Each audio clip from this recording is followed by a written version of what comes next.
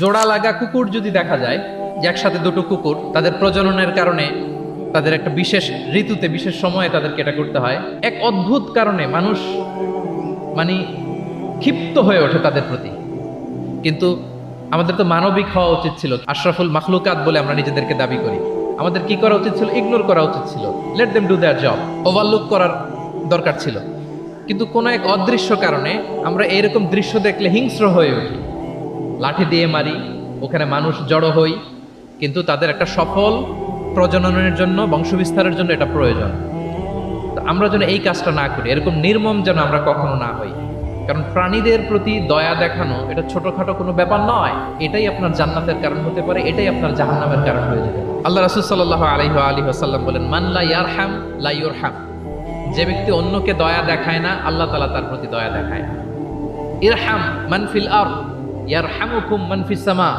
এই দুনিয়াতে যারা আছে তোমরা তাদের প্রতি দয়া দেখাও, যিনি আকাশে আছেন তিনি তোমাদের প্রতি দয়া দেখাবেন। তাহলে এই জমিনে কি শুধু আমরাই থাকি নাকি? না পশু পাখি প্রাণী এগুলোও থাকে? এদের প্রতিও যদি আমরা দয়াদ্র হই, মমতা দেখাই, করুণা দেখাই, আমাদের প্রতিও দয়া দেখাবে কে? এবার আওয়াজ করে বলুন তো, আমরা আল্লাহর দয়া পেতে চাই কি চাই না? সবাই চাই।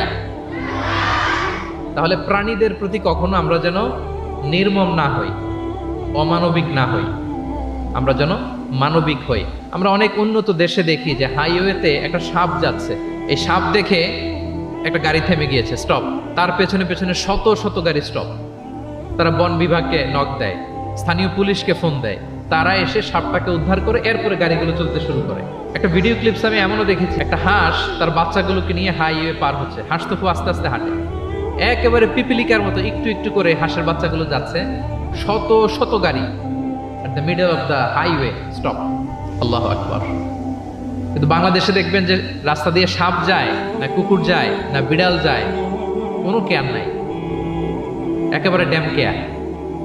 যে প্রাণীদের প্রতি দয়া দেখায় না, আল্লাহ তাআলা তার প্রতি দয়া দেখান না। তাহলে প্রিয় নবীজি প্রাণীদের প্রতি কতটা দয়াদ্র ছিলেন, মমতাময় ছিলেন, এটা সবার কাছে ক্লিয়ার? মাশাআল্লাহ। লেটস মুভ অন, আমরা সামনের দিকে আগে। এবার আমরা একটু করে জানার চেষ্টা করি যে শিশুদের সাথে প্রিয় নবীজির আচরণ কেমন ছিল।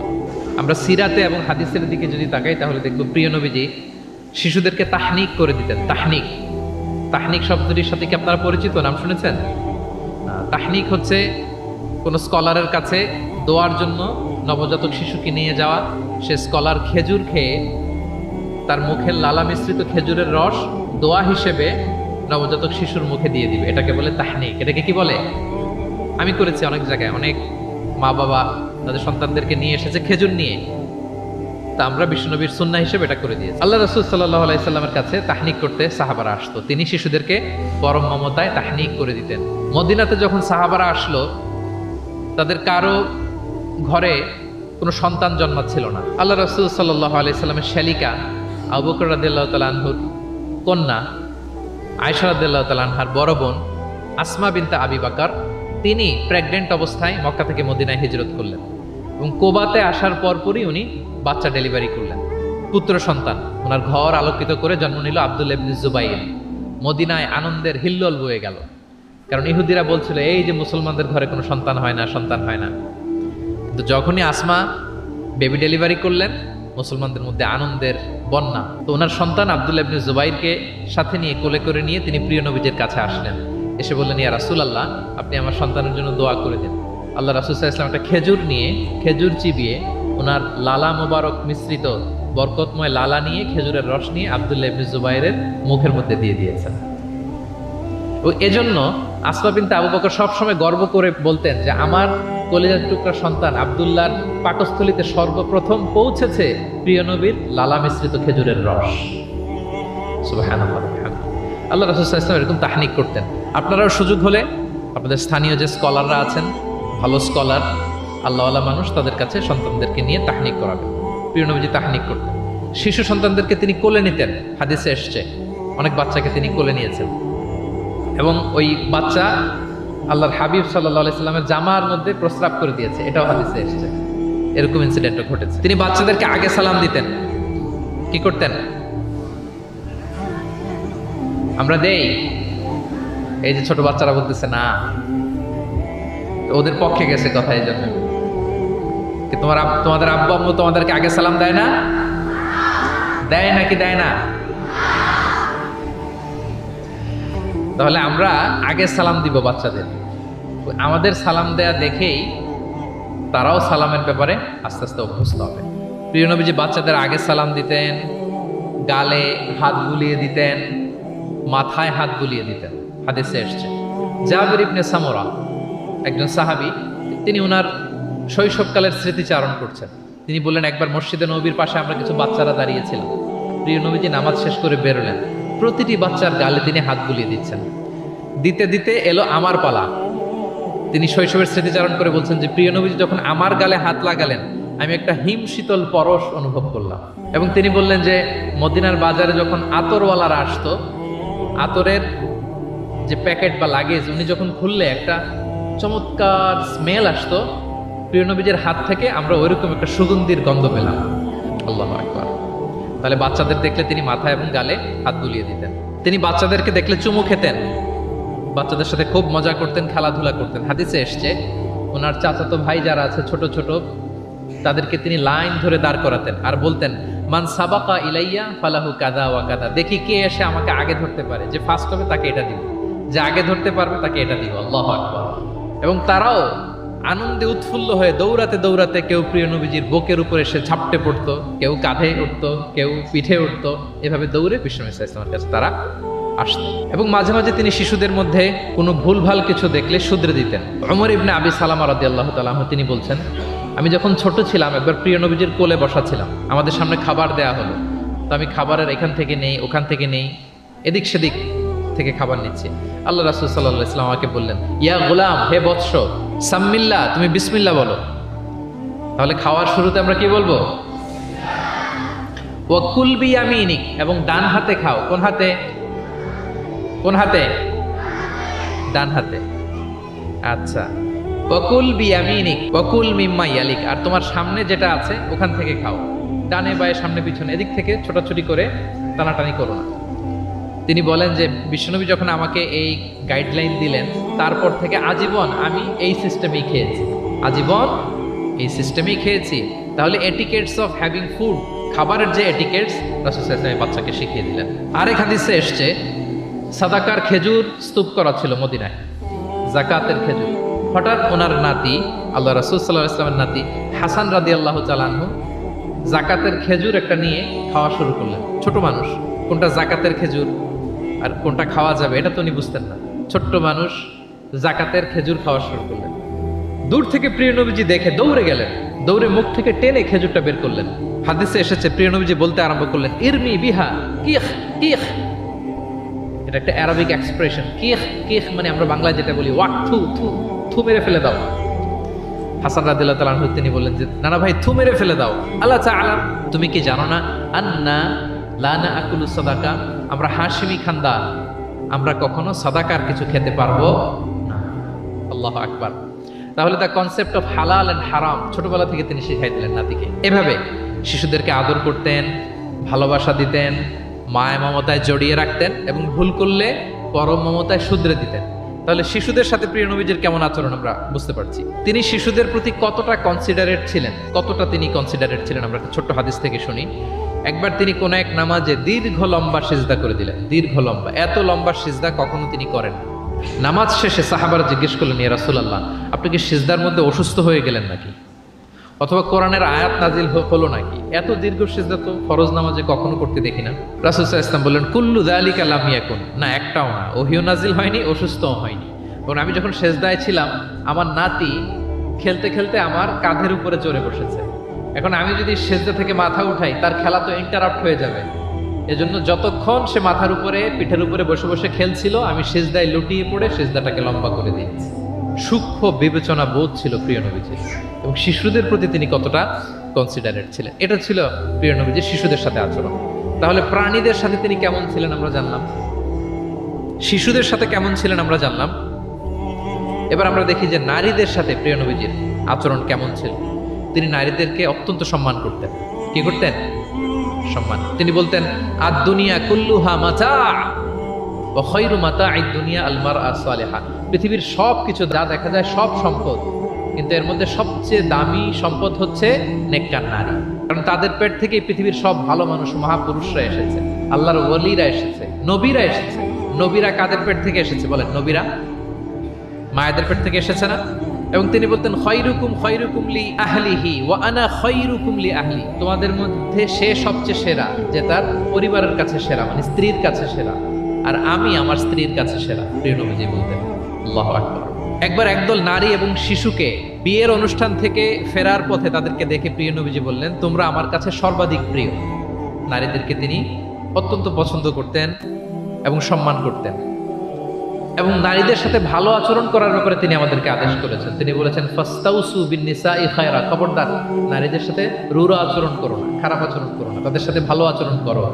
পুরুষদেরকে যেমনি ওটের উপর চড়িয়ে ওট টেনে হিঁচড়ে নিয়ে যাওয়া হয়, নারীদেরকে যেন এমনি না নেওয়া হয়। তিনি একবার বলছিলেন যে খবরদার, সাওকাকা বিল কাওয়ারির রিফকান বিল কাওয়ারির, মানে নারীদেরকে যখন ওটে চড়িয়ে হাওদাজে চড়িয়ে তোমরা টানো, ওহে সাহাবারা তাড়াহুড়ো করো না, ধীরস্থির ভাবে করো।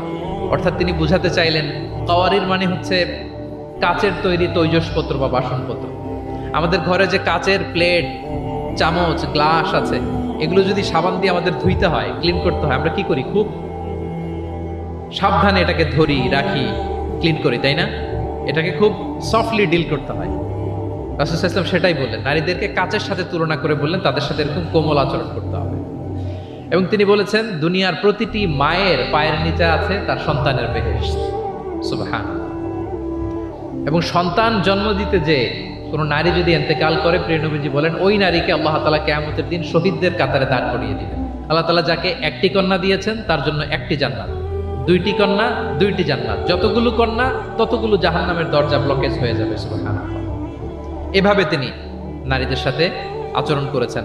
নারীরা মদিনার সমাজে প্রিয় নবীজির পেছনে সালাতে অংশগ্রহণ করত। প্রিয় নবীজির পেছনেই তারা সালাতে অংশগ্রহণ করত। এখনো আপনারা মদিনাতে বা মক্কাতে গেলে দেখবেন যে পুরুষদের পাশাপাশি নারীরাও সেখানে সালাতে অংশগ্রহণ করে। প্রিয় নবীজিকে ডিরেক্টলি তারা প্রশ্ন করতেন, কিউএ সেশনে অংশগ্রহণ করতেন, কোশ্চেনিং আনসারিং সেশন।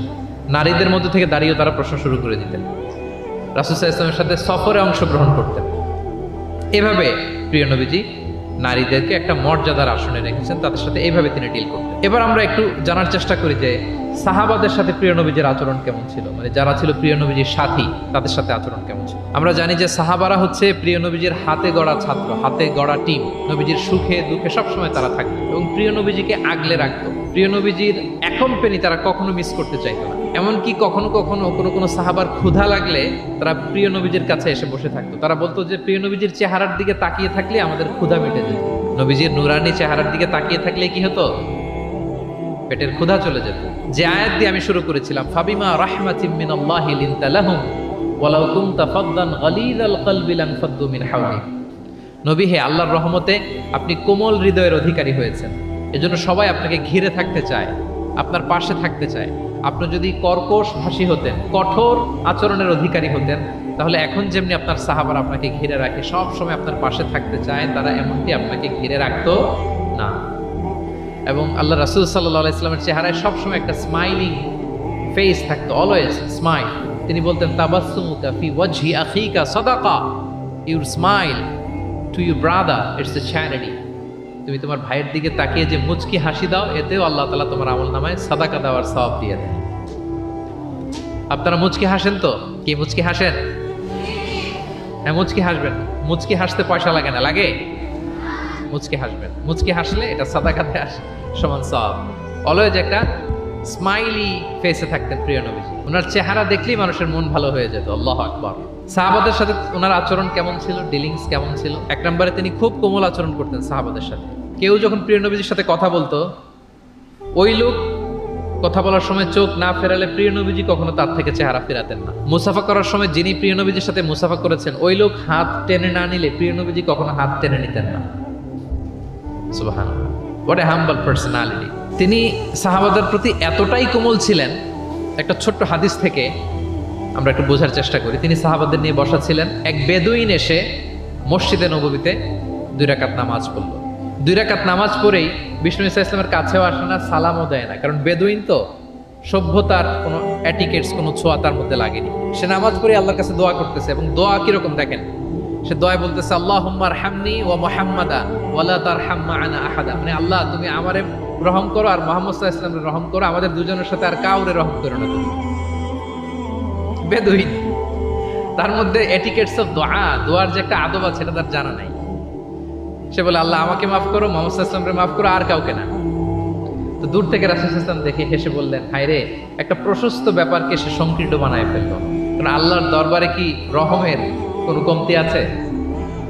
সবাই বলুন তো আওয়াজ করে, আল্লাহর দরবারে রহমতের কোনো কমতি ঘাটতি আছে? কোনো কমতি নাই, কোনো ঘাটতি নাই। তো সে তো দোয়াতে আমাদের সবাইকে ইনক্লুড করলেও পারতো। যাই হোক, নামাজ পড়ে দোয়া করে এবার মসজিদে নববীর মাঝখানে পেশাব করতে আরম্ভ করল। কোথায়?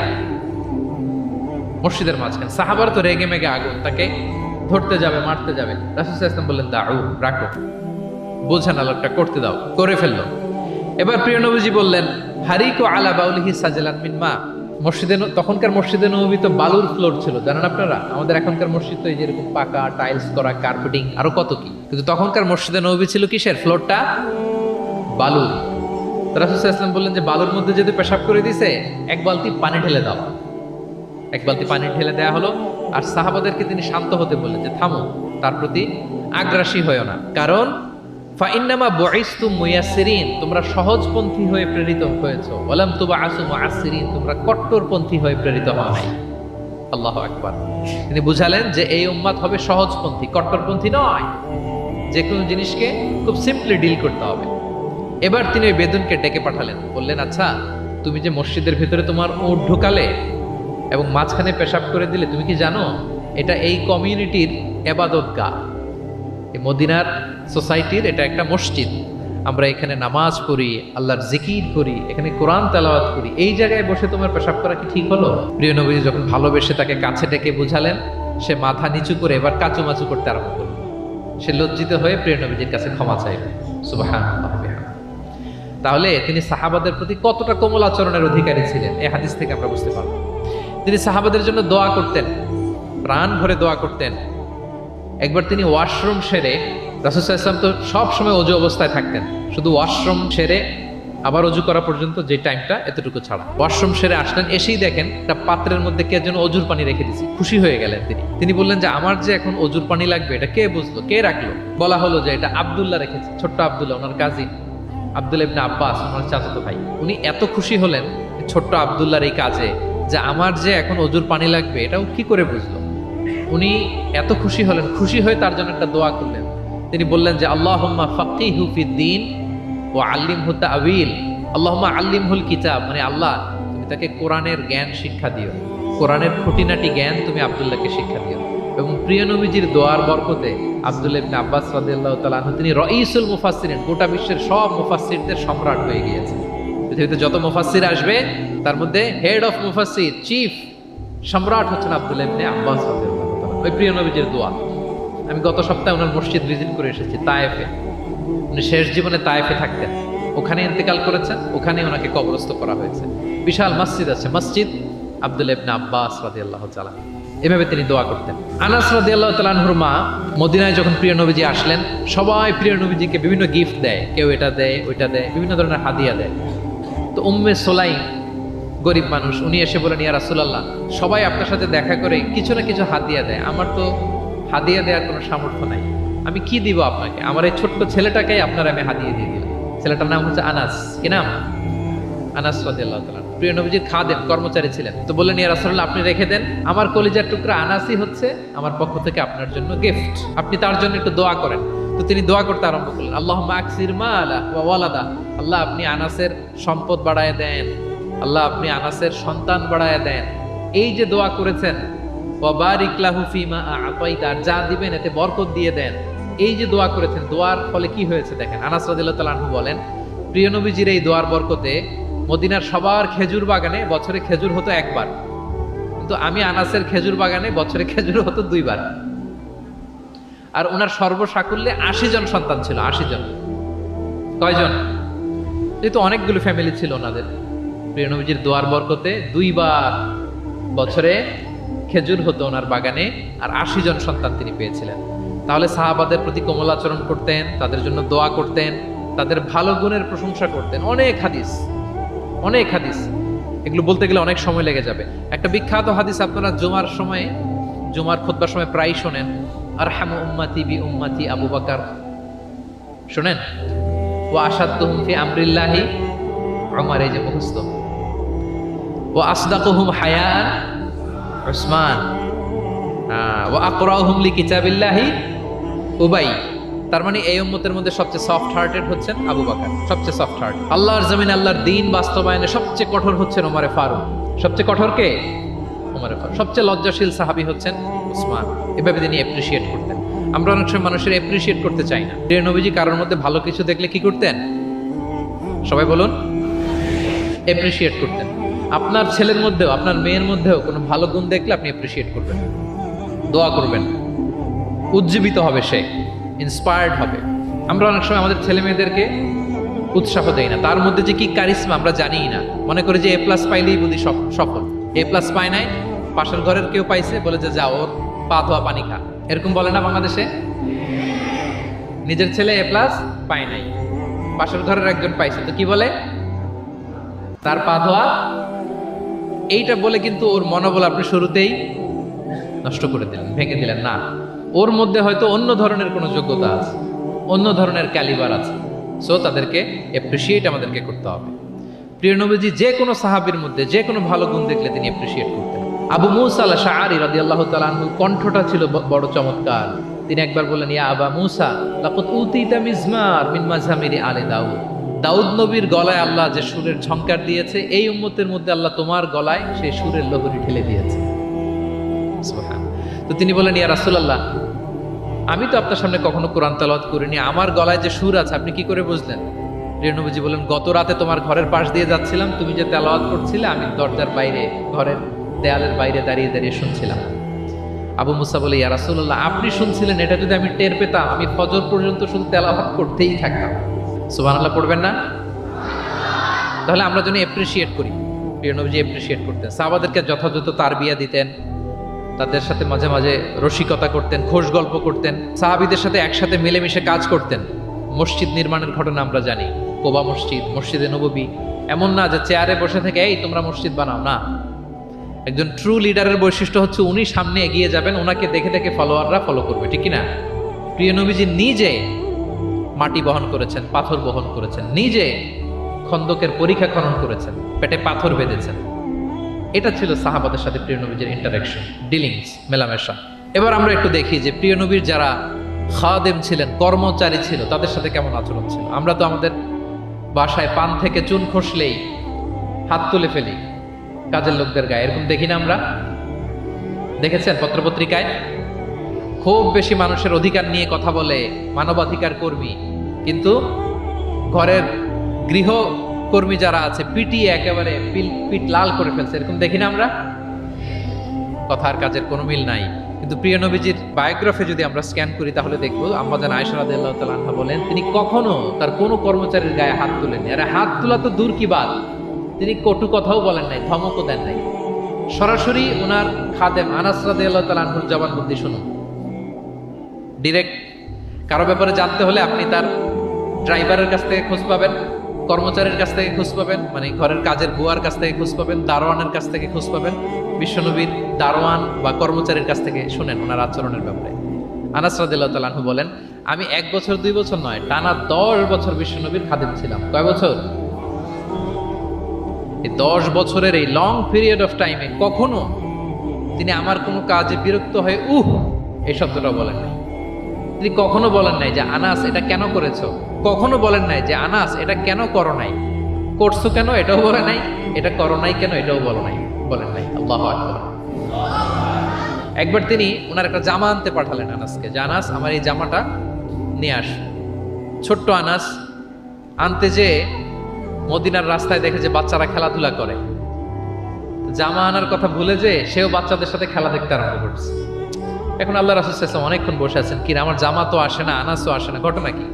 আসে না। তিনি বললেন যে যাই, কি আর করা, নিজের জামা নিজেই নিয়ে আসি।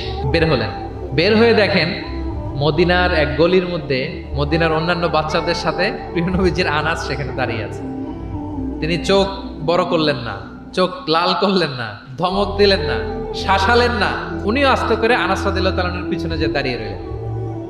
এখন খেলা দেখে এদিকে দেখে ওদিকে দেখে দেখতে দেখতে হঠাৎ আনাস রাদিয়াল্লাহু দেখেন যে পিছনে কে দাঁড়িয়ে আছে, স্বয়ং প্রিয় নবীজি দাঁড়িয়ে আছে। উনি ভয় পেয়ে গেলেন। আল্লাহ রাসূল সাল্লাল্লাহু আলাইহি সাল্লাম আনাস রাদিয়াল্লাহু তাআলা আনহুকে কিছুই বললেন না, ধমক দিলেন না, শাসালেন না, পিট্টি দিলেন না, জাস্ট এ স্মাইল, শুধু একটা মুচকি হাসি দিলেন। কি দিলেন? আনাস রাদিয়াল্লাহু তাআলা আনহু বলেন, সেদিনের বিশ্বনবীর সেদিনের মুচকি হাসির শাসন মৃত্যুর আগ পর্যন্ত আমাকে সোজা পথে রেখেছে। তাহলে প্রিয় বন্ধুরা, শাসন করতে জানলে বেদ দিয়ে শাসন করতে হয় না, গায়ে হাত তুলতে হয় না, ধমকাতে হয় না। শাসন করতে জানলে সামান্য একটা মুচকি হাসি দিয়ে শাসন করা যায়, ঠিক কিনা বলেন? কর্মচারীদের সাথে বিশ্বনবী সাল্লাল্লাহু আলাইহি ওয়াসাল্লামের আচরণ ছিল ঠিক এমন। এবার আমরা দেখি স্ত্রীদের সাথে কেমন আচরণ করতেন তিনি। স্ত্রীদেরকেও তিনি আগে সালাম দিতেন। স্ত্রীদেরকে কি করতেন? আগে সালাম। আমাদের মধ্যে একটা ভুল বোঝাবুঝি আছে, আমরা অনেক সময় মনে করি যে না, স্ত্রীদের হয়তো আগে সালাম দিতে হবে, স্বামীরা সালাম দিবে না, এরকম একটা টেন্ডেন্সি থাকে। এটা ভুল। সবাই সবাইকে আগে সালাম দেওয়ার একটা কম্পিটিশন আমাদের মধ্যে থাকতে হবে। সালাম মানে হচ্ছে শান্তি। সালাম মানে কি? শান্তি। আপনি যদি ঘরে শান্তি ঢুকাতে চান, আগে সালাম দিবেন। আমাদের ঘরটা, আমাদের প্রত্যেকের পরিবার, ঘর, সংসার একটা শান্তিময় হোক। বলুন তো, আমরা চাই কি চাই না? তাহলে এই ঘরে আমরা সালাম ঢুকাবো। কি ঢুকাবো? আওয়াজ করে সবাই বলুন, কি ঢুকাবো? ঘরে যেই প্রথমে কি করব আমরা? ঘরে যেই আমরা সালাম দিয়ে ফেলবো, আসসালামু আলাইকুম। দেখবেন যে কোনো ঝগড়া নাই, কোনো অশান্তি নাই। অনেকে বলে যে হুজুর ঘরের ভেতরে শুধু অশান্তি, অনেক অশান্তি, অনেক ঝগড়া। এরকম হয় আপনাদের? আপনাদের হয়? এর কারণ হচ্ছে শান্তির পয়গাম আমরা ঘরে ঢুকাই নাই। শান্তির পয়গাম আমরা ঘরে ঢুকাই নাই। ঘরে ঢুকে আমরা সালাম দিব। প্রিয় নবীজি আগে সালাম দিতেন। আম্মা জান আয়েশা বলেন যে অনেক চেষ্টা করেছি আমি দিব, লুকিয়ে থাকতাম মাঝে মাঝে, কিন্তু অনেক দূরে থেকেই বিশ্বনবী বলে ফেলতেন আসসালামু আলাইকুম রাহমাতুল্লাহ। স্ত্রীদেরকে আগে সালাম দিতেন। মসজিদ থেকে নামাজ থেকে বের হয়ে স্ত্রীদেরকে ঘর পর্যন্ত পৌঁছে দিতেন। ঘরের ছোটখাটো কাজে তিনি সহায়তা করতেন। নিজের জামা সেলাই করতেন, মাঝে মাঝে জামা থেকে চুল থেকে উকুন বের করতেন, হাদিসে আছে। ছাগলের দুধ নিজে দহন করতেন, হাদিসে আছে। সাংসারিক কাজে সহযোগিতা করতেন এবং খুবই হৃদ্যতাপূর্ণ সম্পর্ক ছিল স্ত্রীদের সাথে।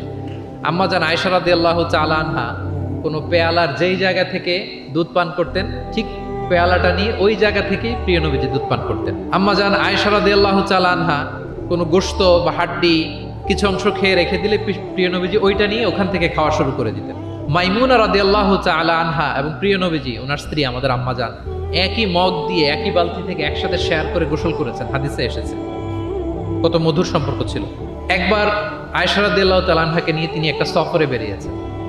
মরুভূমির মাঝখানে পুরো কাফেলাকে তিনি ইনস্ট্রাকশন দিলেন, তাকাদ্দামু তাকাদ্দামু, মানে তোমরা এগো, সামনে আগো, সবাই সামনে যাও।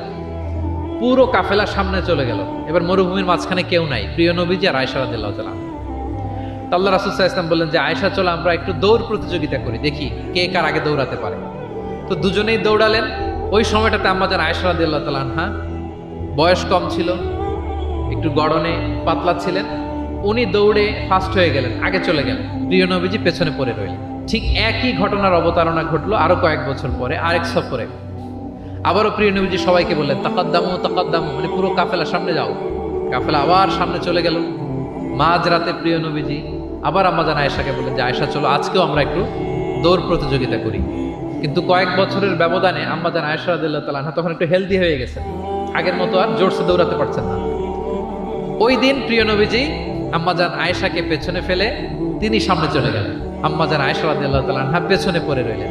তো প্রিয় নবীজি আয়েশা রাদিয়াল্লাহু তাআলা আনহাকে বলেন, ইয়া আয়েশা হাদিহি বিতিলকা সাবকা, ওই যে বছর কয়েক আগে তুমি আমাকে হারায় দিছিলে, আজকে তোমাকে হারায় দিই। 3-4 বছর আগে তুমি হয়ে গেছিলা চ্যাম্পিয়ন, আমাকে হারাই দিছো, আজকে ওটার শোধবাদ করে নিলাম, সমান সমান হয়ে গেল। আল্লাহু আকবার! কি সুমধুর, কি অমায়িক, কি জান্নাতি সম্পর্ক ছিল। তাই বলে স্বামী স্ত্রীর মাঝে যে কোনো খুনসুটি, মিষ্টি ঝগড়া, মনোমালিন্য চলতো না এমনটা নয়, চলতো। সবার জীবনেই থাকে এটা, প্রিয় নবীজির জীবনেও ছিল। তো তখন আল্লাহ রাসূল সাল্লাল্লাহু আলাইহি ওয়াসাল্লাম বলতেন, আয়েশা ইন্নী লা আ'লাম ইযা কুনতি আন্নী রাদিয়া ও ইদা কুনতি আলাইয়া গাদবা, আয়েশা আমি কিন্তু টের পাই কখন তুমি আমার প্রতি খুশি আর কখন তুমি আমার উপর রেগে আছো, আমি কিন্তু বুঝে ফেলি। তা আম্মাজান বলেন যে আপনি কি করে বোঝেন? রাসূল সাল্লাল্লাহু আলাইহি ওয়াসাল্লাম বললেন, যখন তুমি আমার উপর রেগে থাকো তখন দোয়া করার সময় তুমি বলো রব্বি ইব্রাহিম, মানে হে ইব্রাহিমের রব আপনি আমাদেরকে ক্ষমা করেন, হে মুসার রব আপনি আমাদেরকে ক্ষমা করেন। আর যখন তুমি আমার উপর খুশি থাকো তখন দোয়ার সময় তুমি বলো রব্বি মুহাম্মদ, হে মুহাম্মাদের রব আপনি আমাদেরকে ক্ষমা করেন, হে মুহাম্মাদের রব আপনি আমাদের উপর দয়া করেন। মানে তুমি যখন রেগে থাকো তুমি ইচ্ছে করে আমার নামটা মুখে নিতে চাও না, আমি কিন্তু বুঝে ফেলি। আম্মা জান আয়েশা বলেন, ইয়া রাসূলুল্লাহ মা আহজুরু ইল্লা ইসমাক, আমি তো শুধু আপনার নামটাই বাদ দেই, মুখ থেকেই বাদ দেই, কিন্তু আমার হৃদয় থেকে তো কখনোই আপনাকে সরাতে পারি না, হৃদয়ে সবসময় আপনি থাকেন ইয়া রাসূলুল্লাহ। তাহলে প্রিয় বন্ধুরা, স্ত্রীদের সাথে, ওনার তো অনেকগুলো স্ত্রী ছিল, এই স্ত্রীদের সাথে ওনার কেমন আচরণ ছিল আমরা বুঝতে পারলাম। এবার আমরা একটু দেখি যে প্রতিবেশীদের সাথে প্রিয় নবীজির আচরণ কেমন ছিল। আল্লাহ রাসূল সাল্লাল্লাহু আলাইহি ওয়াসাল্লাম সবসময় প্রতিবেশীদের সাথে অত্যন্ত ভালো আচরণ করতেন। তিনি বলতেন, মান কানা ইউমিনু বিল্লাহি ওয়াল ইয়াউমিল আখির ফালইউকরিম জারাহ, যে আল্লাহ বিশ্বাস করে এবং আখিরাতে বিশ্বাস করে সেজন্য প্রতিবেশীর সাথে ভালো আচরণ করে, প্রতিবেশীকে যেন সম্মান করে। এবং আবু যার গিফারি রাদিয়াল্লাহু তাআলা আনহুকে তিনি বলতেন যে আবু যার, তুমি যদি মারাক রান্না করো, মানে ঝোল, আমরা নেহারি খাই না গরুর পায়া দিয়ে, গরুর পায়া দিয়ে যে ঝোল রান্না করে এটাকে কি বলেন আপনারা? নেহারি। তো তিনি বললেন যে আবু যার, যখন নেহারি রান্না করবে, ঝোল জাতীয় কিছু রান্না করবে, পানি একটু বেশি দিও যাতে তোমার প্রতিবেশীর সাথে তুমি শেয়ার করতে পারো। প্রতিবেশীর ব্যাপারে কতটা কনসার্ন ছিলেন তিনি। এবং তিনি বলতেন লাইসাল মুমিন আল্লাযী ইয়াশবা ওয়া জারুহু জাইউন ইলা যামবি, সে ব্যক্তি মুমিন নয় যে নিজে পেট পুরে খায় কিন্তু তার প্রতিবেশীরা অভুক্ত থাকে, না খেয়ে থাকে, সে ব্যক্তি কখনো প্রকৃত মুমিন হতে পারে না। এবং মজার ব্যাপার হচ্ছে, ভালো আচরণের জন্য, সদাচরণের জন্য প্রতিবেশী মুসলিম হওয়া আবশ্যক নয়। আই রিপিট, আমি আবারও বলছি, ব্যাপারটা এমন না যে আমার মুসলিম প্রতিবেশী ভালো আচরণ করব, আমার হয়তো বৌদ্ধ প্রতিবেশী বা হিন্দু প্রতিবেশী, এজন্য ওদের সাথে আমি ভালো আচরণ করব না। ব্যাপারটা কি এমন না? নেইবরের ক্ষেত্রে মুসলিম হোক অমুসলিম হোক, প্রতিবেশী হলেই তার সাথে আমাদের ভালো আচরণ করতে হবে। বিশ্বনবীর এক ইহুদি প্রতিবেশী ছিল, ইহুদি। তো সেই প্রতিবেশীর ছোট্ট একটা ইহুদি সন্তান ছিল, প্রায় বিশ্বনবীর কাছে এসে প্রিয় নবীজির টুকিটাকি কাজ করে দিতেন। তো হঠাৎ অনেক দিন হয়ে গেল ইহুদি ছেলেটা আসে না, তার কোনো দেখা নেই। প্রিয় নবীজি ভাবলেন হয়তো কোনো সমস্যা হয়েছে, তাকে দেখে আসে। তার বাড়িতে যেয়ে দেখলেন যে ছেলে বড্ড অসুস্থ, প্রচন্ড অসুস্থ হয়ে কাতরাচ্ছে, বিছানায় শুয়ে আছে। রাসূল সাল্লাল্লাহু আলাইহি ওয়াসাল্লাম তার পাশে বসলেন, তার মাথায় হাত বুলিয়ে দিলেন এবং ইহুদি ছেলেটার দিকে তাকিয়ে বললেন আসলিম, অর্থাৎ তুমি ইসলাম ধর্ম গ্রহণ করো। দেখেন প্রিয় নবীজির স্ট্র্যাটেজি, দেখেন এই ছেলের সাথে অনেক দেখা হয়েছে, প্রিয় নবীজির বাসায় এসেছে, কাজ করে দিয়েছে, কিন্তু এই ইহুদির বাচ্চাটাকে কখনো দিনের দাওয়াত তিনি দেন নাই। কেন? কারণ তিনি একটা ভালো সময়ের অপেক্ষা করতেছিলেন। তিনি দেখলেন যে this is the right time to give দাওয়া, এখনই সুন্দর সময়, কারণ সে অসুস্থ অবস্থা, একের মুমূর্ষ কাতর, এখন দাওয়াত দিলে এটা কাজে লাগে। তিনি বললেন আসলিম, ইসলাম ধর্ম গ্রহণ করো। তো পাশেই তার ইহুদি বাবা দাঁড়িয়েছিল। ফানাযারা ইলা ওয়াজহি আবি, এটা বলার সাথে সাথে ইহুদির ছেলেটা বাবার দিকে তাকালো যে দেখি বাবা কি বলে। তার বাবা, ইহুদি বাবা বলতে আরম্ভ করলো আতি আবুল কাসেম, মানে আবুল কাসেম যা বলে তুমি তাই শোনো। প্রিয় নবীজির প্রথম সন্তান হচ্ছে কাসিম। আমাদের দেশে হয় না যে বড় মেয়ের নাম ধরেন যে সুমাইয়া, তো বলে যায় সুমাইয়ার বাবা, সুমাইয়ার বাবা বলে না, বা ধরেন যে ছেলের নাম, বড় ছেলে আব্দুল্লাহ, বলে যায় আব্দুল্লাহর বাবা কোথায়। আরবেও এই প্রচলনটা ছিল। রাসূল সাল্লাল্লাহু আলাইহি ওয়াসাল্লামের প্রথম সন্তানের নাম ছিল কাসিম, তো ফলে ওনাকে ডাকা হতো কাসিমের বাবা তখন পর্যন্ত, আবুল কাসিম, আবুল কাসিম। ইহুদি বলে, ছেলেটাকে বলে আতিয়া আবুল কাসিম, মানে আবুল কাসিম যা বলে তাই শোনো। এবার রাসূল সাল্লাল্লাহু আলাইহি ওয়াসাল্লাম দেখলেন যে এখনই তো সুযোগ, তিনি পড়তে আরম্ভ করলেন যে তুমি আমার সাথে সাথে পড়ো। এবার ছেলেটা পড়তে আরম্ভ করলো আশহাদু আল্লা ইলাহা ইল্লাল্লাহ ওয়া আশহাদু আন্না মুহাম্মাদান আবদুহু ওয়া রাসূলুহু। রাসূল সাল্লাল্লাহু আলাইহি ওয়াসাল্লাম বের হয়ে আসলেন আর পড়তে আরম্ভ করলেন আলহামদুলিল্লাহিল্লাযী আনকাযাহু মিনান নার, প্রশংসা সে আল্লাহর যে আল্লাহ তাআলা যে কিছুক্ষণ আগে জাহান্নামের পথযাত্রী ছিল তাকে এই শাহাদাতের মাধ্যমে মুহূর্তেই জান্নাতি বানিয়ে দিল। মুহূর্তেই এই ইহুদি ছেলেটাকে জান্নাতে বানিয়ে দিল কে? দেখেন প্রতিবেশীর সাথে প্রিয় নবীজির কেমন আচরণ, সবসময় প্রতিবেশীর খোঁজ রাখি। আমরা আমাদের আশেপাশে যারা আছে একটু যেন খোঁজ রাখি। এখন তো এই যে অ্যাপার্টমেন্ট কালচারে কে প্রতিবেশী কার দরজা খোলা, কে কোন দিকে থাকে আমরা জানি না। সুযোগ হলে আমার আশেপাশে যারা আছে আমরা যেন একটু খোঁজ রাখি, সুস্থ আছে কিনা, তাদের কোনো ধরনের সমস্যা হচ্ছে কিনা, কোনোভাবে আমি তাদের কাজে লাগতে পারি কিনা, ফিনান্সিয়ালি সাপোর্ট অথবা পরামর্শ দিয়ে হলো আমরা যেন তাদেরকে সাপোর্ট করি। তাহলে প্রতিবেশীর সাথে প্রিয় নবীজির বিহেভিয়ার কেমন ছিল আমরা জেনে গেলাম।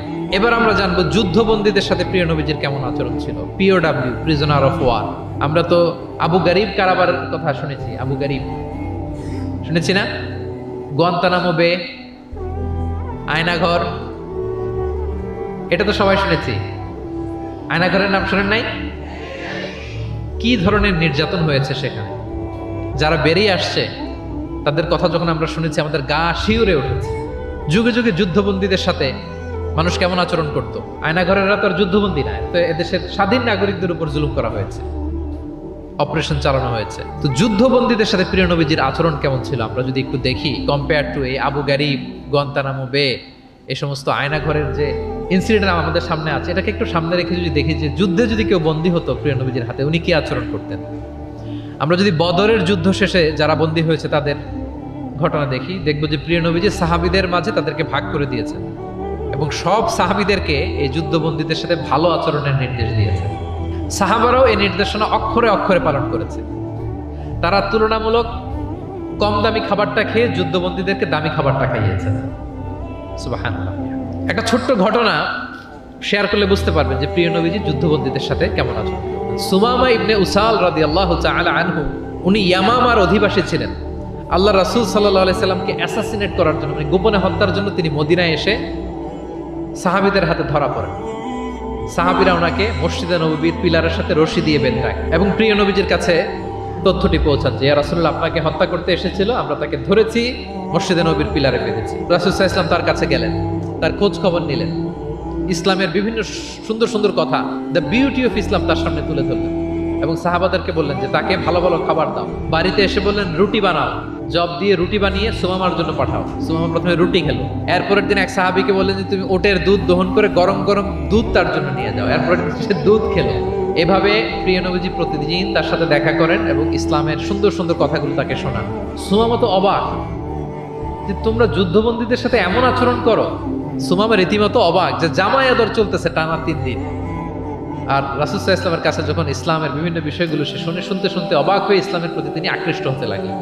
টানা 3 দিন তাকে যখন প্রিয় নবীজি দাওয়াত দিলেন, আপ্যায়ন করলেন, 3 দিন পরে প্রিয় নবীজি সাহাবীদেরকে বললেন যাও এবার মসজিদে নববীর ওখানে যে সুমামার দেহ থেকে রশিটা খুলে দাও।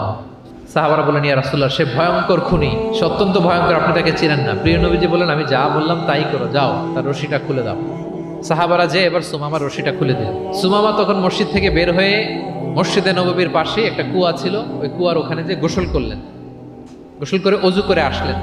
এসে মসজিদে নবীর সামনে দাঁড়িয়ে সাক্ষ্য দিলেন আশহাদু আল্লাহ ইলাহা ইল্লাল্লাহ ওয়া আশহাদু আন্না মুহাম্মাদান আবদুহু ওয়া রাসূলুহু। এবার তিনি বললেন হে আল্লাহর রাসূল, আমি সাক্ষ্য দিচ্ছি আল্লাহ ছাড়া কোনো ইলাহ নেই এবং আপনি আল্লাহর প্রেরিত রাসূল। তিনি বললেন হে মুহাম্মদ, এতদিন আপনার চাইতে কোনো অপ্রিয় চেহারা আমার কাছে ছিল না, সবচেয়ে অপছন্দ করতাম আপনাকে, কিন্তু এই মুহূর্তে থেকে আপনার চাইতে কোনো প্রিয় ব্যক্তিত্ব আমার জীবনে আর নাই। হে মুহাম্মদ, মদিনার চাইতে নিকৃষ্ট কোনো স্থান আমার কাছে ছিল না, কিন্তু আজ থেকে মদিনার চাইতে পবিত্র কোনো জায়গা আমার কলিজায় নাই। হে মুহাম্মদ, আজ পর্যন্ত ইসলামের চাইতে অপছন্দনীয় কোনো ধর্ম আমার কাছে ছিল না, কিন্তু এই মুহূর্ত থেকে ইসলামের চাইতে কোনো প্রিয় ধর্ম আমার কাছে না। আল্লাহু আকবার, আল্লাহু আকবার। যুদ্ধবন্দীদের সাথে বিষ্ণু ইসলাম কেমন আচরণ করেছেন। ঘোর শত্রু প্রিয় নবীজির ফলোয়ারে পরিণত হয়েছে, পরম বন্ধুতে পরিণত হয়েছে। সম্মানিত সুধী, এটা ছিল বিষ্ণু ইসলামের আচরণ যুদ্ধবন্দীদের সাথে। ভিক্ষুকের সাথে কেমন আচরণ করতেন। প্রিয় নবীজির একটা অভ্যাস ছিল, কেউ কিছু চাইলে না করতে পারতেন না। ওনার ডিকশনারিতে না ছিল না। কি ছিল না? সবাই বলুন কি ছিল না? কেউ এসে কোনো ফরিয়াদি চাইবে, উনি বলবেন না, এটা উনি বলতে পারতেন। একবার ওনার কাছে মাত্র একটা জামা, কয়টা জামা? মাত্র একটা জামা। এক ফরিয়াদি এসে বললেন ইয়া রাসূলুল্লাহ আমাকে একটা জামা দেন। উনি তো না করতে পারেন না, ওইটাই খুলে দিয়ে দিলেন। এবার তো উনি পড়তেও পারেন না জামা, বাইরেও বেরোতে পারেন না, খালি গায়ে কি করবেন? আল্লাহ আয়াত নাযিল করলেন ওয়াল্লাযীনা ইযা আনফাকু লাম ইউসরিফু ওয়া লাম ইয়াকতুরু ওয়া কানা বাইনা যালিকা কাওয়াম। এর অর্থ হচ্ছে যারা দান করে, দান হওয়া উচিত এমন, কৃপণতাও করবে না আবার অতিমাত্রাও করবে না, মাঝামাঝি। তো বুঝাতে চাইলেন নবী জামা যদি দুটো থাকতো তো একটা দিতেন, ছিল কয়টা? এটাই যে দিয়ে দিয়েছেন, এখন আপনি গায়ে রাখবেন কোনটা? আল্লাহু আকবার। কি কি রহমতের নবী, কি মায়ার নবী ছিলেন, না বলতে জানতেন না। এক নারী একটা চমৎকার চাদর বুনন করে সাজিয়ে প্রিয় নবীজির কাছে নিয়ে এসেছিলেন। তখন নবীজির জামা কাপড়ের খুব সংকট ছিল। ওই নারী এসে বলে, ইয়া রাসূলুল্লাহ, এটা উপহার হিসেবে আপনার কাছে এনেছি। প্রিয় নবীজি খুব খুশি হয়ে এটা গায়ে জড়ালেন, কারণ তখন জামা ছিল না খুব একটা। এই সুন্দর জামা দেখে এক সাহাবী এসে বলে, ইয়া রাসূলুল্লাহ, এই জামাটা আমাকে দেন। কি বলে? অন্য সাহাবারা রেগে গেলেন, এটা তুমি কাজটা ভালো করলে না, তুমি জানো যে নবীজির কাছে এখন জামা নেই, এটাই তুমি চাইলা। তখন প্রিয় নবীজি তো না করতে পারে না, ওই জামাটাই গা থেকে খুলে দিয়ে দিলেন। তো ওই সাহাবী বলে, তোমরা কি জানো আমি কেন চেয়েছি? কারণ এই জামাটা নবীজির গায়ে লেগেছে, আমি চাই এই জামা দিয়ে আমার কাফন দেয়া হবে।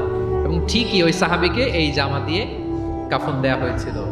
ভিক্ষুকের সাথে কেমন আচরণ! একবার তিনি চাদর পরিহিত অবস্থায় রাস্তা দিয়ে হাঁটছিলেন, এক ভিক্ষুক এসে ওনার গায়ের চাদর ধরে এমন জোরে টান মারলেন, গলিদুল হাসিয়া, ওই চাদরের এই পাশে ডিজাইন করা ছিল, প্রিয় নবীজির ঘাড়ের এদিকে চামড়ায় দাগ পড়ে গেল। তিনি ব্যথা পেলেন এবং বললেন, ইয়া মুহাম্মদ মুরলি মিন মালিল্লাহ, দাও কোষাগারে কি আছে ওখান থেকে আমারে কিছু দাও। মানে এটিকেট জানা না, আদব নাই তার মধ্যে। আসছে ভিক্ষা করতে, আসছে কি করতে? ভিক্ষুকরা তো এমনি একটু অনুনয় বিনয় করে যে দেন, আমার কাছে কিছু নাই, দয়া করে দেন। তো সেটা না করে, অনুনয় না করে, সে আরো রাফ অ্যাটিটিউড করে এমন জোরে নবীজির চাদর ধরে টান দিলেন, ঘাড়ের এখানে চামড়ায় দাগ পড়ে গেল এবং বললেন যে, হে মোহাম্মদ, দাও কিছু দাও। রাসূল সাল্লাল্লাহু আলাইহি ওয়াসাল্লামের ওই যে হাতিয়ার, সবচেয়ে বড় হাতিয়ার কি ওনার? মুচকি হাসি। সবচেয়ে বড় হাতিয়ার কি? Just smile. আবার একটা মুচকি হাসি দিলেন, দিয়ে পাশে যারা ছিল বললেন যে, যাও বাইতুল মাল থেকে তাকে কিছু সম্পদ দিয়ে দাও। সুবহানাল্লাহ। একটা কঠিন সিচুয়েশন যখন আমরা রিঅ্যাক্ট করি, রেগে যাই, ফকির এসে যদি আপনার জামা ধরে টান দেয়, ওরা কি দিবেন? কি করবেন? মাইট দিবেন? যে বলে যে মাইট দিব।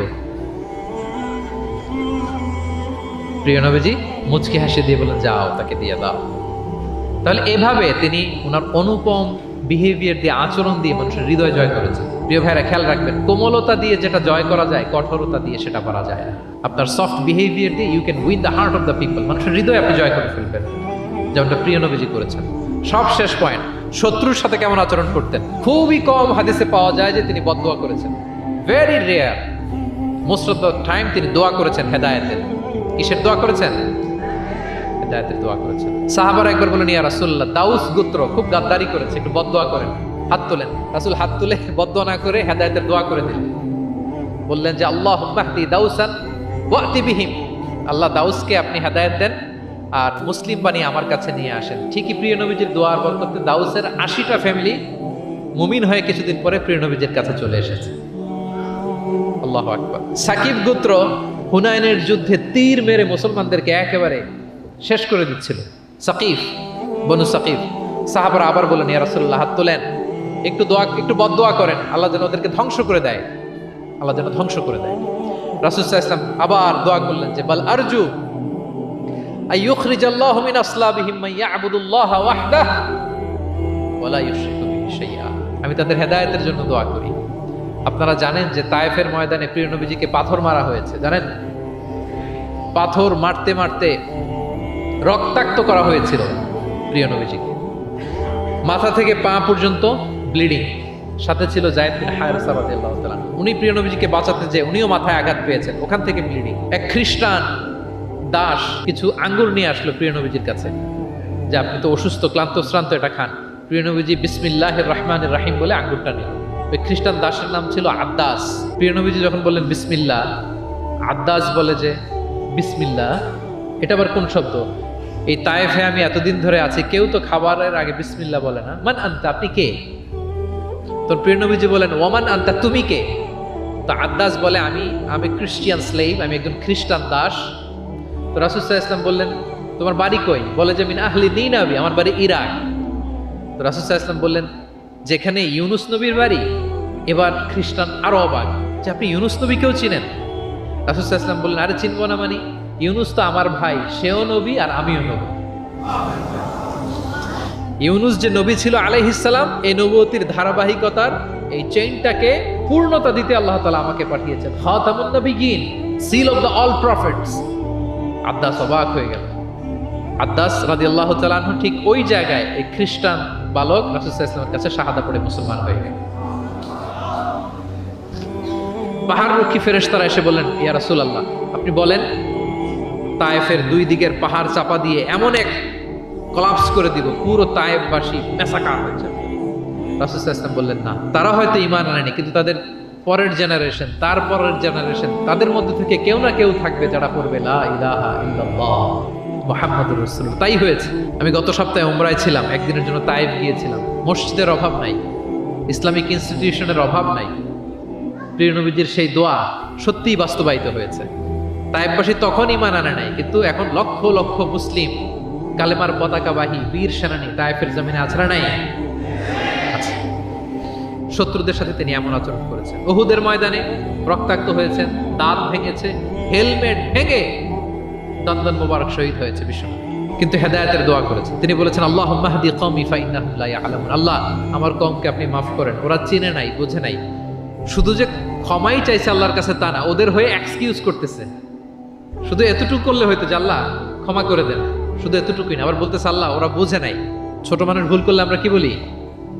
যে কেন ভুলটা করছে, কারণ বুঝে। ওর হয়ে আমরা ওকালতি করি। তো প্রিয় নবীজি বলতেছেন, আল্লাহ তাদেরকে হেদায়েত দেন আমার কওমকে, কারণ ফাইন্নাহুম লা ইয়ালামুন, আমি যে নবী তারা চিনে নাই, তারা আমাকে চিনে নাই, তারা বুঝতে পারে নাই। এভাবে আল্লাহ রাসূল সাল্লাল্লাহু আলাইহি ওয়াসাল্লাম শত্রুদের সাথে যুদ্ধের ময়দানে আচরণ করেছেন। যুদ্ধের ময়দানে প্রিয় নবীজির কঠোর নির্দেশনা ছিল, খবরদার কোনো নারীর গায়ে হাত তুলবে না, কোনো শিশুর গায়ে হাত তুলবে না, কোনো বিধর্মী পাদ্রীর গায়ে হাত তুলবে না। যুদ্ধ থেকে বিরত আছে, নিউট্রাল, এমন কোনো মানুষের গায়ে হাত তুলবে না।